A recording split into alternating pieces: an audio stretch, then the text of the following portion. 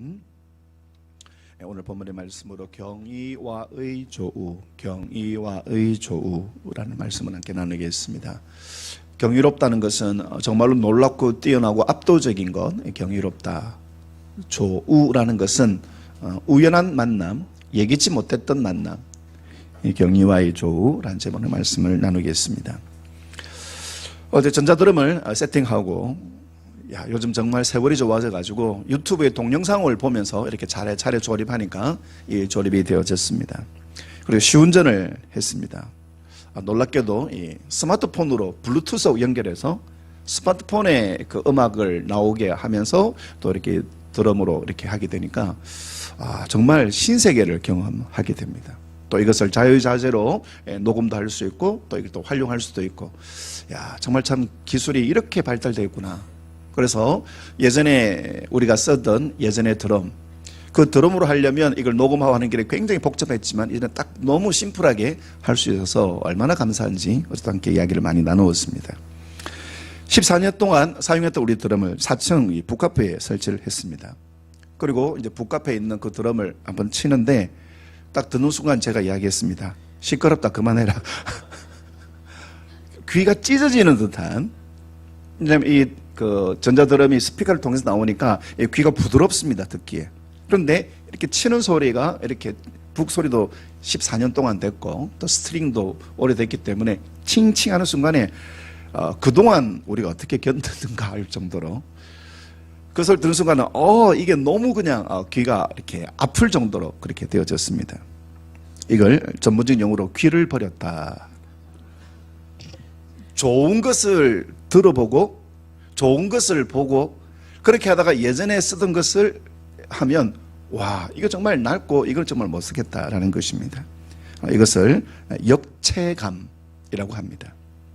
성능이 좋은 물건을 만났다가 성능이 낮은 자기가 쓰는 물건을 보면 성능의 차이를 확 느끼는 것을 역체감이라고 합니다. 제가 고등학교 때 영어를 배우기 위해서는 팝송을 많이 들어라 선생님이 이야기를 해주셔가지고 열심히 팝송을 들었습니다. 아이와라는 조그만 그 스피커 카세트인데 모노 스피커입니다. 스피커 하나짜리입니다. 그러니까 그거를 계속 먹고 자나 깨나 계속 들었습니다. 그렇게 다 친구 집에 갔는데요. 그 친구 집에는 전축이 있었습니다. 전축 아십니까? 전축. 턴테이블 이렇게 돌아가는. 여기는 스피커가 2개가 있습니다. 스테레오 스피커가 있는. 그래서 제가 늘 듣는 노래인데 그 친구가 이 노래 좋아하지? 하면서 딱 틀어주는데 깜짝 놀랐습니다. 오른쪽 스피커에서 드럼 소리가 나오고 왼쪽 소리에서 키보드가 나오고 오른쪽 스피커에서 기타 소리가 나오고 왼쪽 스피커에서 베이스 소리가 나오고, 그래서 마치 제가 연주회 그곳에 있는 듯한 소리가 들어오는데 예전에 제가 들었던 소리가 아닙니다. 똑같은 노래인데 예전에 듣던 노래가 아니고 완전히 뭐랄까 경이로움 속에 확 빠졌습니다. 그걸 계속 듣다가 집에 와가지고 아이와 카세트 스위치를 딱 누르는 순간 집어 던질 뻔했습니다. 소리가 섞여가지고 이게 무슨 소리, 그냥 소음처럼 웅웅웅 들리는데 예전에는 잘 듣고 예전에는 잘 이거 음악을 들었는데 전축을 스테레오 스피커를 경험하고 나니까 이게 안 되는 겁니다. 흑백 텔레비전, 컬러 텔레비전 보다가 흑백 텔레비전 보면 흑백 텔레비전을 보는 사람은 크게 어림없이 보다가 컬러 텔레비전 한번 보고 흑백 텔레비전 보면 정말로 눈이 텁텁하고 답답한 그런 경험들을 하셨을 것입니다. 이걸 뭐라고 하느냐? 역체감이라고 한다. 그렇습니다. 정말로 놀랍고 영광된 이것을 경험하면 다른 것들은 시시하게 느껴진다. 태양을 본 사람은 촛불에 흔들리지 않습니다. 태양을 본 사람은 촛불 보며 시시하게 느껴지는 것입니다. 그와 같이 하나님의 백성들이 그 인생이 달라지는 데는 이런 경이로움이 있습니다. 모세는 80세 때 떨기나무의 불꽃을 보면서 그동안 자기가 살아왔던 그 삶이 무의미한 삶이구나. 이사야는 절망 중에 성전에 가득한 하나님의 영광을 보면서 우시야 왕이 죽어서 이제는 어떻게 하나, 우시야 왕이 우리를 바꾸어 줄 건데, 근데 그것이 완전히 바뀌어지면서 하나님의 영광에 가득 차면서 예전과는 다른 삶을 살게 됩니다. 마르틴 루터도 젊은 시절 때 동료와 함께 비가 쏟아지는 숲속을 지나다가 벼락이 떨어지면서 친구가 바로 그 벼락에 맞아 즉사하였습니다. 그때 공포를 느끼면서 자기의 삶을 하나님께 드리겠습니다. 그렇게 하다가 그가 성직자로, 그런데 그가 고행을 하면서 수행을 하다가 어느 날 문득 오직 의인은 믿음으로 살리라, 그 말씀이 그의 삶을 바꾸게 된 그런 역사가 일어나게 되는 것입니다. 우리는 오늘 본문의 말씀을 통하여서 한 서기관의 변화를 볼 수가 있습니다. 예수님의 마지막 고난주간에 수많은 종교 지도자들이 예수님께 왔습니다. 그들은 이 예수님을 무너뜨리고 예수님을 고난하게 하기 위하여서 여러 가지 각종 질문들을 하게 됩니다. 바리새파 사람, 사두개파 사람, 헤롯 땅, 그리고 서기관들이 잇따라와서 종교 지도자들이 예수님께 심각한 적대감을 가지고 예수님을 무너뜨리려고 하였습니다. 이 바리새파 사람들은 정말로 존경받는 신앙적으로 깨끗한 사람들이었는데, 그런데 이들은 예수님께 세금의 질문을 하면서 예수님을 난처하게, 어떤 대답을 하더라도 낭패를 겪게 예수님을 시험합니다. 이 헤롯 땅도 마찬가지입니다. 그들은 이 헤롯을 섬기는 헤롯이 그들의 메시아라고 생각한 이 헤롯 땅도 이 예수님을 난처하게 만들려고 질문을 합니다. 사두개파 사람들, 그들은 그 당시 아주 특권층으로 그리고 상류층으로 지도층 인사였지만 그들은 천사를 그리고 부활을 믿지 않습니다. 그랬던 그들이 예수님께 부활에 대한 질문을, 아주 난처한 질문들을 만들려고 합니다. 그것은 예수님의 말씀을 책잡기 위하여 예수님의 말꼬리 하나 잡아가지고 이 예수님을 무너뜨리기 위함이었습니다. 그런데 여기에 한 서기관이 옵니다. 이 서기관들은 성경을 필사하여서 전달하고 또 성경을 가르치는 사람들이 서기관입니다. 그런데 이 서기관이 예수님께 질문을 합니다. 28절 말씀 같이 한번 읽어보겠습니다. 시작. 서기관 중 한 사람이 그들이 변론하는 것을 듣고 예수께서 잘 대답하신 줄을 알고 나와 묻되 모든 계명 중에 첫째가 무엇이니까? 자, 이 서기관은 아마 바리새인과 헤롯 땅과 사두개인들과 서기관들이 예수님을 난처하게 질문하는 그들을 참관하기 위하여, 혹은 또 그들을 힘주기 위하여, 응원하기 위하여 왔을 수 있는 사람입니다. 그런데 그가 예수님이 대답하시는 걸 보면서 그가 경이로움에 빠집니다.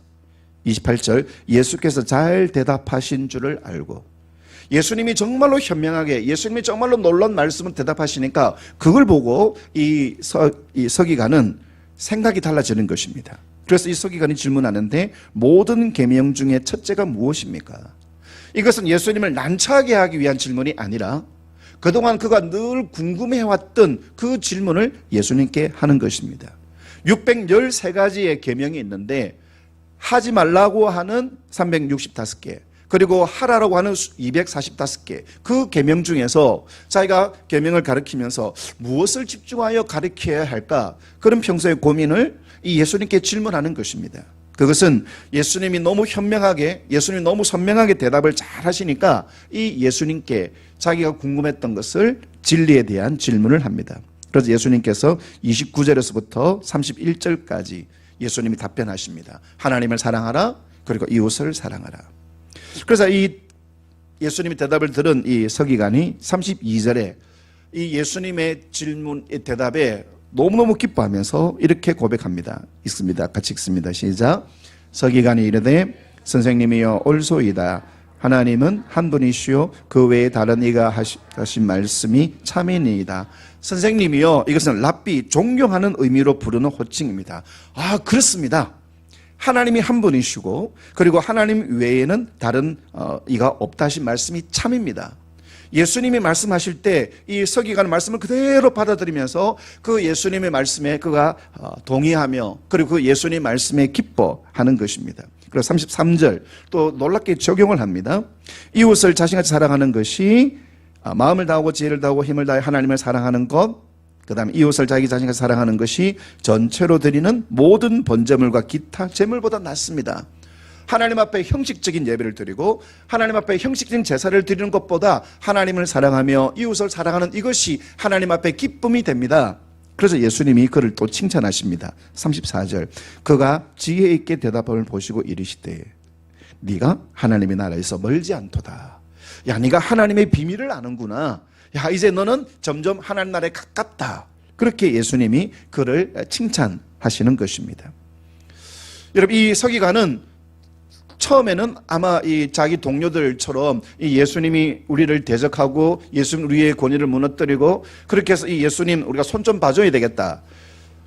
워낙 전체적인 분위기가 그러니까 이 서기관도 그렇게 같이 참여하였을 것입니다. 그런데 예수님 말씀을 듣고 예수님 말씀을 들으니까 야, 이분은 하늘의 지혜가 있는 분이시구나. 야, 이분은 진짜 메시아이시구나. 그것을 깨닫게 되는 것입니다. 자, 동기들, 동료들, 주변 사람들의 말이 아니라 예수님이 그에게 주시는 그 말씀을 그가 만나면서 경위와 의조, 예수님의 경이로우심을 그가 만나면서 그의 마음이 변화되고 달라지고 그의 마음이 새로워지는 것입니다. 사도 바울은 처음에는 기독교인들을 잡아 죽이는 것이 하나님을 위한 일임을 확신했습니다. 그는 사명감을 가지고 기독교인들을 죽이려고 하였습니다. 다메섹에 있는 기독교인들을 죽이기 위하여 면허증을 받아서 그는 사막을 가로지러 가다가 예수님을 만납니다. 사도행전 9장에 보면 빛 가운데 예수님이 그에게 오셔서 사울아 사울아 네가 어째 나를 핍박하느냐. 상상하지도 못했던 경위와 의조. 이 바울은 다메섹에 가서 예수 믿는 사람들을 잡고 감옥에 가두고 죽이려는 그 의도를 가지고 맹렬하게 달려갑니다. 그런데 그런 바울이 경이로우신 예수님을 우연히 만나게 됩니다. 그리고 예수를 만나면서 그의 인생은 완전히 바뀌어지고 내가 복음을 전가하기 위해서는 그리스도의 십자가 외에는 다른 어떤 것들을 알지 않기로 작정하였다. 그리스도의 지식을 위하여서는 모든 것들을 무엇과 같이 배설물과 같이 버린다. 경이로우신 예수님을 만나면서 그가 중요하게 생각했던 것, 그가 가장 마음속에 선호했던 것들을 내어버리고 오직 주님께서 기뻐하시는 그 삶으로 달라지게 되는 것입니다. 많은 사람들은 좀처럼 자기의 생각을 바꾸지 않습니다. 자기가 맞다고 여기는 것, 자기가 옳다고 여기는 것, 이것을 바꾸지 않습니다. 자기가 하는 일이 얼마나 어리석은 일인지 나중에 보면 내가 그때 왜 그랬을까? 그런데 그 사람들은 자기의 생각, 그 생각이 좀처럼 변하지 않습니다. 우리 가끔 우리 주변에 여러 사람들과 만나보면 참 말이 안 통하는 사람들이 있습니다. 참 답답합니다. 자기의 고정관념 속에 사로잡혀서 그 세계 속에서 갇혀 살아가는 사람들, 인생이나 직업이나 인간관계에 대한 태도들 안 바뀌는 것입니다. 그런데 기독교는 뭐냐? 기독교는 1517년 개혁주의로 새롭게 변화된 기독교는 하나님의 말씀으로 나를 바꾸는 것입니다. 하나님에 대한 태도도 마찬가지입니다. 여러분, 이 바리새인과 사두개파 사람과 헤롯 당과 서기관들, 그들은 하나님을 섬긴다고 하면서 하나님을 예배한다고 하면서 하나님이 나의 왕이라고 하면서 그렇게 살지 않았습니다. 하나님이 나의 왕이라고 하면서 지 맘대로, 하나님이 나의 왕이라고 하면서 자기 생각대로, 하나님이 나의 왕이라고 하면서 하나님의 뜻은 전혀 관계없이 하나님의 뜻은 메시아를 이 땅에 보내셔서 이 땅을 구원하는 것인데 오로지 자기의 이익, 오로지 자기의 권세, 이것에만 집중하였고 이것을 하나님의 말씀을 가지고 오히려 자기를 두둔했던 것이 그들의 모습들인 것입니다. 이것은 어떤 사람들도 마찬가지입니다. 영국의 철학자 중에 버트란드 러셀이라는 사람이 있습니다. 이 사람 별명이 20세기 최고의 지성. 이 사람이 수학자, 철학자, 역사가, 저술가, 반전운동, 여성 참정권 운동가였습니다. 이 사람은 공부를 굉장히 잘했습니다. 특별히 수학을 굉장히 잘했는데 그런 에피소드가 있습니다. 자기는 자살하고 싶었다. 학교 다닐 때. 그런데 자살을 하지 못하게 된 이유가 있는데 수학을 공부하는 게 너무 재밌어서 말도 안 되는 소리를 하고 있어요. 어떤 학생에게 너 무슨 과목 좋아하니? 수학을 좋아해요. 수학을 왜 좋아하니? 수학은요 딱 답이 떨어지니까. 거짓말이죠. 저는 풀 때마다 답이 다 다르더라고요. 처음에 풀 때는 2인데 다음 풀 때는 4고. 이 친구는 너무 공부를 좋아했기 때문에 수학 공부하고 싶어서 자살을 이렇게 미룰 정도로 1950년에 노벨 문학상을 받았습니다. 2세기 최고의 지성. 그리고 아인슈타인과 함께 핵 무기 반대 운동을 하고 그래서 감옥에 가기도 하였습니다. 여러분, 우리가 무조건 전과자 하면 나쁜 사람인 줄 아는데 의를 위하여 감옥에 간 많은 사람들이 있습니다. 그는 놀라운 지성으로 유명한데, 근데 그는 기독교에 대하여 증오를 항상 갖고 있었습니다. 기독교는 야만적이다. 기독교는 거짓말이다. 기독교는 사입이다. 그런 의식이 있습니다. 그때 또 놀랍게 이 사람의 좌우명이 뭐냐? 어린 시절 할머니가 그에게 가르쳐준 출애굽기 23장 2절, 다수를 따라 악을 행하지 말지니라. 이걸 자기 인생의 좌우명으로 삼고 기독교인들을 굉장히 배관시하고 참 웃기는 사람입니다. 이 사람이 책을 썼는데 나는 왜 그리스도인이 아닌가? 나는 왜 그리스도인이 아닐까? 그런데 이걸 현대 존 스토트 목사님이 나는 왜 그리스도인인가? 이 책을 또 통해서 이 사람의 이론이 얼마나 무맹랑한 것인가를 바꿉니다. 이 버트런드 러셀이 나는 왜 그리스도인이 아닌가? 그 이 중에 한 가지가 예수님이 지난주에 우리 새벽에 큐티하신 분 아는 것처럼 예수님이 무화과 나무를 저주한 것, 그래서 무화과 나무가 뿌리째 마른 것, 이런 사람이 어떻게 우리의 구세주가 될 수 있느냐, 이걸 가지고 시비를 걷던 사람이 바로 이 버트런드 러셀입니다. 1950년에 노벨 문학상을 받고 수학과 철학과 역사와 그리고 저술가로 너무너무 유명한 20세기 최고의 지성이라고 불리우는 이 사람인데, 이 예수님이 하시는 그 일들을 이해하지 못하는 것입니다. 왜냐? 이 무화과 나무의 특징을 이해하지 못하였고, 또 이걸 통하여 하나님의 구원 역사를 이루시는 그 의미를 알지를 못했기 때문인 것입니다. 전에도 말씀드린 것처럼 유한은 무한을 담지 못합니다. 아무리 뛰어난 지혜를 할지라도 유한한 인간은 무한하신 하나님을 담지 못하고 이해하지를 못하는 것입니다. 오늘 본문에 나오는 수많은 사람들, 바리새인과 사두개와 헤롯 당 이 사람들, 그들은 자기들의 생각으로 예수님을 판단합니다. 그들의 생각으로 그들의 이익에 배치되는, 그들을 힘들게 하는 거로 예수님을 생각하였고 이 예수님을 무너뜨리려고 하였던 것입니다. 이 서기관도 그런 목적으로 이곳에 왔겠지만, 하지만 그가 예수님 말씀을 들으며 예수님 말씀을 깨달으며 예수님 말씀이 그 속에 들어오면서 그의 생각이 달라지는 것입니다. 경의와의 조, 내 안에 있는 생각이 아니라, 내가 보고 듣고 한 것이 아니라 외부로부터 오는 예수님을 만나면서 예수님이 주시는 그 음성이 그의 삶을 바꾸고 그의 삶을 깨뜨린다라는 것입니다. 지금 상영되는 영화 중에 듄 파트 2가 있습니다. 굉장히 어려운 영화인데, 우주에 아라키스 행성이라는 게 있습니다. 이 행성은 모래로, 사막으로 된 행성입니다. 이 행성에 사는 사람들이 프레멘이라는 사람들이 사는데, 그들은 이 사막의 행성을 물이 있는, 바다가 있는 그런 생명의 행성으로 바꾸어줄 메시아를 기다립니다.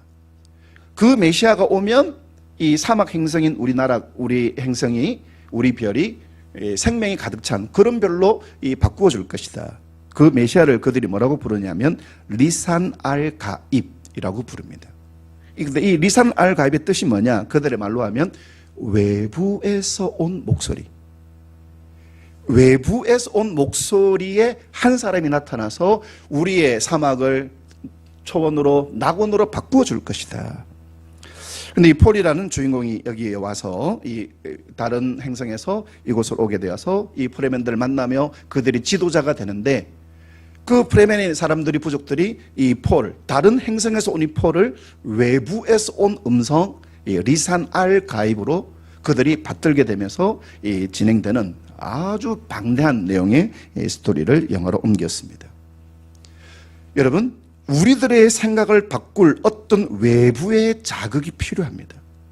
내가 살아가는 삶의 자리, 내가 살아가는 삶의 현장, 이것과는 다른 외부에서의 음성이, 외부에서의 소리가 우리 안에 들려오게 될 때 그 삶이 달라지는 것입니다. 사도 바울은 그가 믿고 그가 옳게 여기고 그가 확신하는 기독교인들은 죽어야 된다. 그런데 외부에서 음성이 들려오면서 예수 그리스도께서 네가 왜 나를 핍박하느냐, 외부의 그 음성이 사도 바울을 깨고 사도 바울의 가치관을 허물고 오히려 복음을 위한 사람으로 변화시키는 것입니다. 그래서 그리스도인들은 어떻게 살아가는 사람이냐? 뻔한 인생을 살아가는 인생이 아닙니다. 날마다 외부로부터 음성을 들어야 되는 것입니다. 하늘로부터 오는 음성을 들어야 되는 것입니다. 하나님의 경이로운 은혜들을 날마다 만나야 되는 것입니다. 할렐루야. 예배를 통하여 하나님의 은혜가 내 안에 흘러 들어와야 되고, 말씀과 기도와 찬양을 통하여서 하나님의 은혜가 우리 안에 흘러 들어와야 되는 것입니다.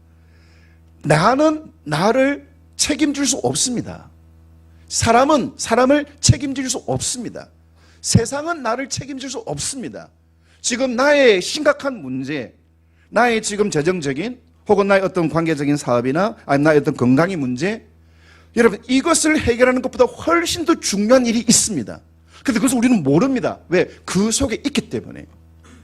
우리가 자주 알게 되는 것처럼 아무리 뛰어난 이 바둑을 두는 사람, 장기를 두는 사람도 그보다 훨씬 낮은 사람이, 예를 들면 9단하고 9단이 바둑을 두고 있는데 2단, 3단이 이렇게 밖에 보면서 이래야 되는데 그 안에 있으면 안 보이는 것입니다.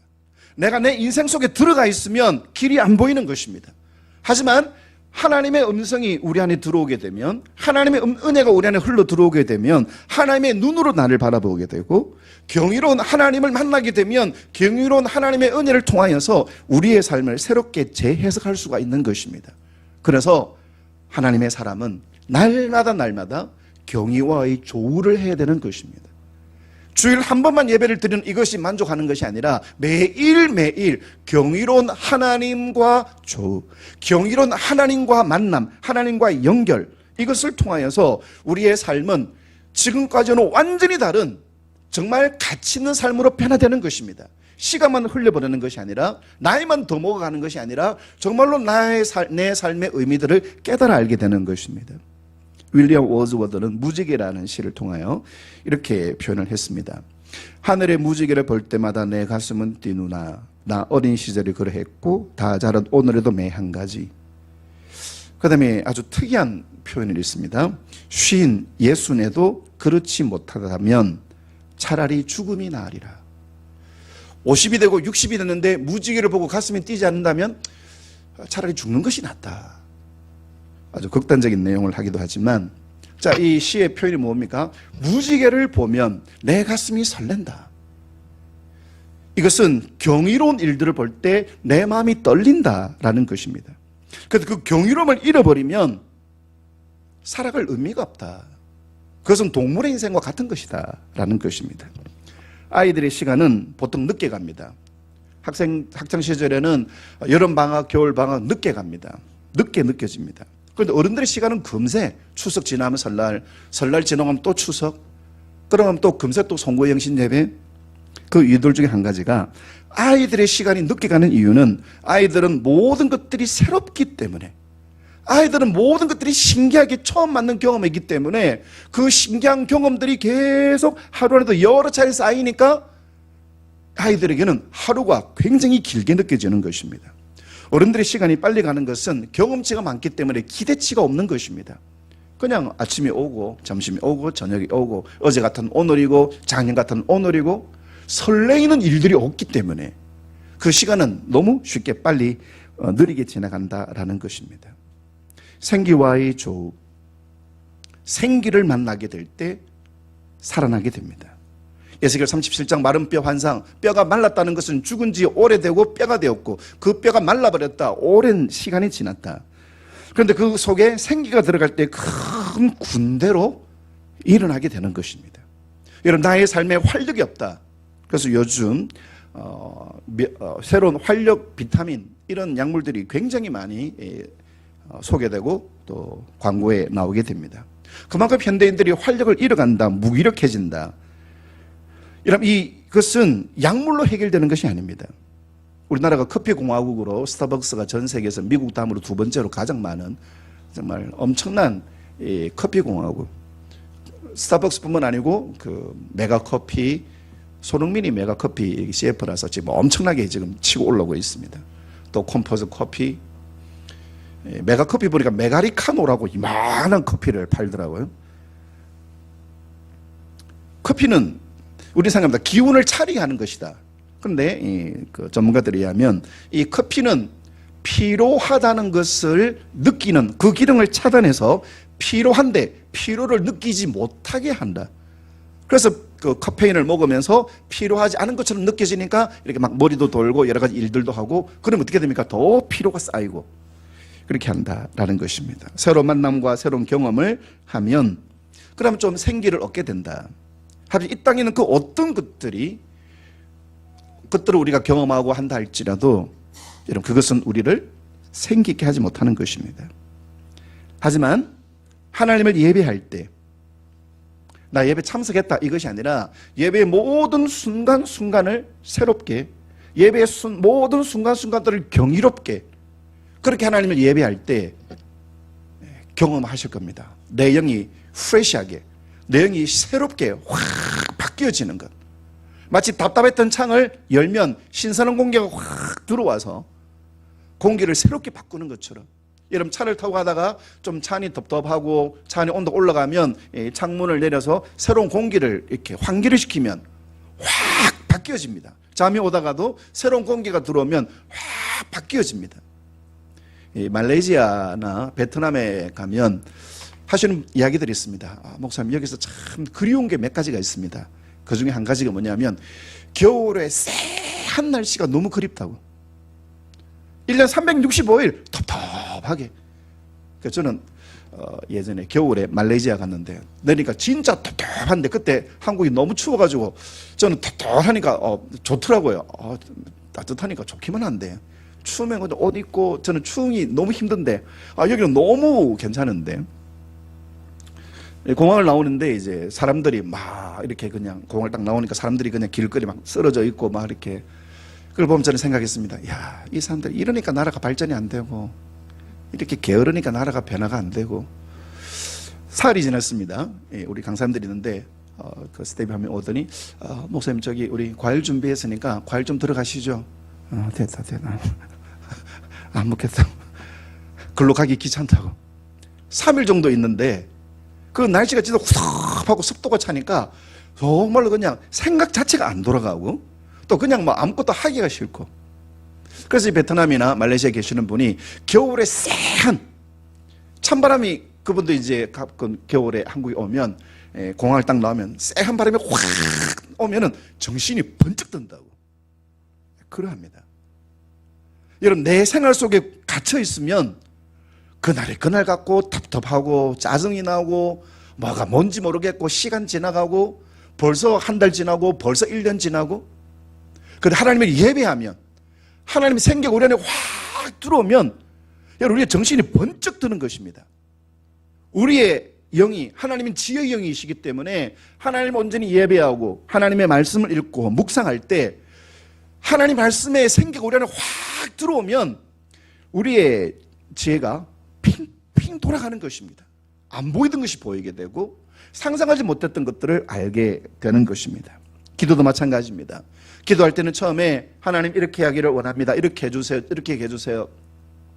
그런데 기도가 30분을 넘어가고 1시간을 넘어가면 경험해 보시면 압니다. 처음에 기도를 시작할 때의 기도와 1시간 후의 기도가 완전히 다릅니다. 처음에는 주세요. 그런데 30분 지나 1시간이 지나가면 하나님의 눈으로 내 인생이 보이게 됩니다. 그리고 하나님이 무엇을 원하실까? 이것이 보이게 됩니다. 경험하실 수 있기를 축복합니다. 그 경이로움을 예수 믿어서 맛보지 않는다면 참 너무 어리석은 일이 아니겠습니까? 얼마 전에 어떤 분을 이야기하면서 가성비가 최고 좋은 여행이 뭐냐? 제가 크루즈 여행이 아닐까? 크루즈 여행은 딱 타면 내리지를 못하니까. 그런데 크루즈에 가면 진짜 경험하신 분들은 거기에 뭐 수영장도 있고 뭐 극장도 있고 여러 가지 시설들이 있는데 그냥 그 방 안에 갇혀가지고 그냥 뭐 지낸다면 그걸 누리지 못하는 것이죠. 이미 돈을 다 지불했습니다. 식사비 다 안에 포함이 되어져 있습니다. 모든 걸 누리는 거 다 포함되어 있습니다. 그러면 가서 이것을 누리고 즐기면 하면 되는데 그냥 그 방 안에 앉아가지고 바다만 계속 보면 그 의미가 없죠. 신앙생활도 마찬가지입니다. 여러분 기도는 어떤 문제 있는 사람들만 특별히 그 문제를 해결하기 위해 하는 것이 아니라 기도는 경이로운 하나님을 만나는 특별한 시간인 것입니다. 경유로운 하나님 특별히 만날 때에 여러분 우리의 삶이 완전히 해석이 되어지고 우리의 삶을 완전히 다른 방향으로 바라보게 되고 사람에게 조언을 구하고 또 전문가에게 조언을 구하는 것보다도 내 인생의 주인 대신 내 인생의 아버지신 하나님께서 직접 내 인생을 차근차근 설명하시고 우리가 어떻게 해야 할지 어디로 가야 할지 그리고 그것을 감당할 수 있는 능력과 지혜를 우리 하나님을 만나는 그 순간에 우리에게 채워주시는 것입니다. 그러면 내 안에는 염려와 두려움과 근심들이 사라지고 소멸되고 없는 것입니다. 어떤 사람은 이런 이야기를 합니다. 왜소한 경험을 얻기 위하여 사막으로 간다. 사막으로 가면 그 넓은 사막을 보는 순간에 나는 아무것도 아니구나. 그 말은 나의 문제 아무것도 아니구나. 비행기를 타고 높이 올라가면 등산하고 산 위에 올라가면 정말 건물도 작아 보이고 참 별거 아니구나. 근데 내려오면 와 별거네.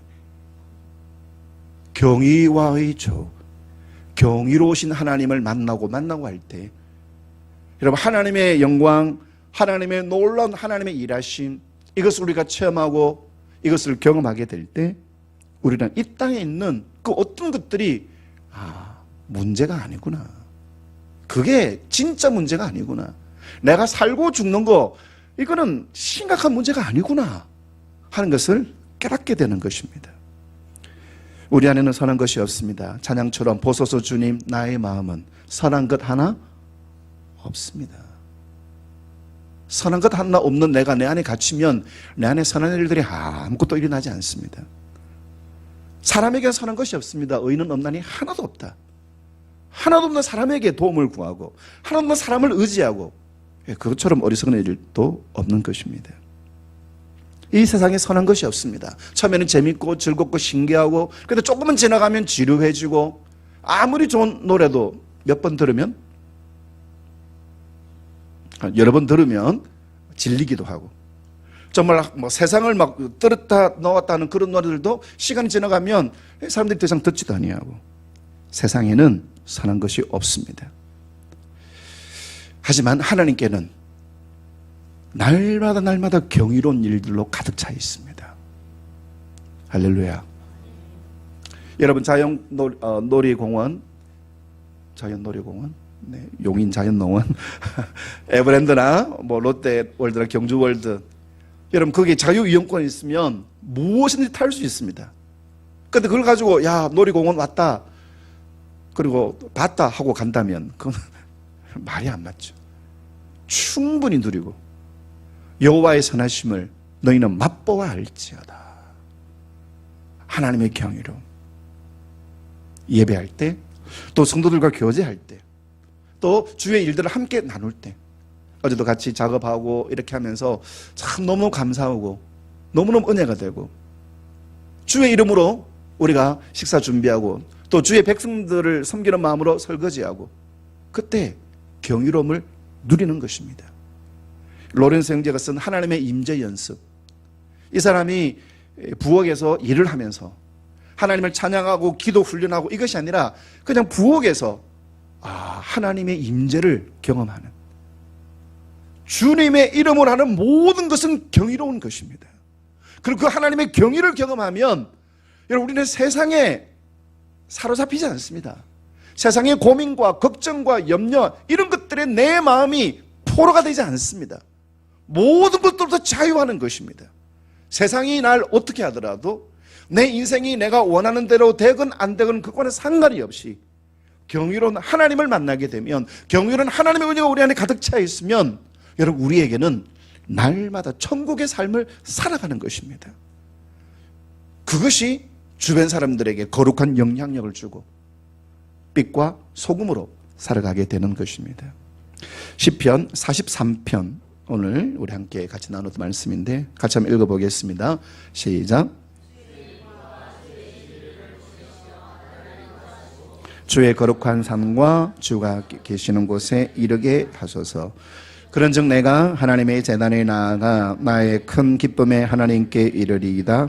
하나님이여 하나님이여 내가 수금으로 주를 찬양. 여기까지요.